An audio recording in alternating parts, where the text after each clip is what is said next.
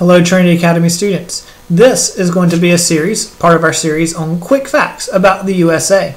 And so we're actually going to begin not with a state, but a city that is its own district, Washington, D.C., or the District of Columbia, which became the capital of the United States in 1800.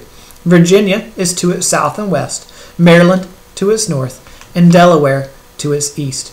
Now, my information is just a wee bit dated. I got this book quite a while ago, so we'll skip some of the things like population and other things, but we'll learn other facts about states as well. And so, a couple of unique things about Washington, D.C. is that it has the motto, justice for all. The bird, one of them is the bald eagle that they have adopted. Makes perfect sense given our nation's choice for that as well.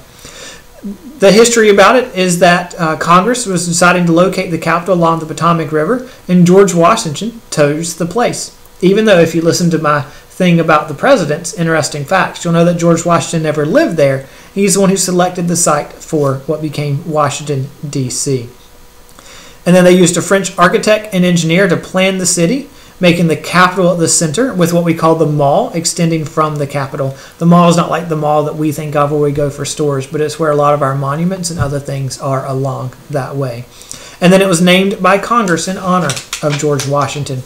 So there are a lot of things to do there. There are all sorts of attractions of interest, from the Lincoln Memorial to the Martin Luther King Jr. Memorial Library, the Smithsonian Institute, the Washington Monument, the United States Capitol Building, and the White House. All sorts of things to do. And the city is designed to be good for walking around because of the museums, the national treasures, the historical offerings, and the parks and cultural events that can happen there. It's really a unique place to go and visit, and somewhere that my wife and I went a couple of years ago and really enjoyed just having the opportunity to go.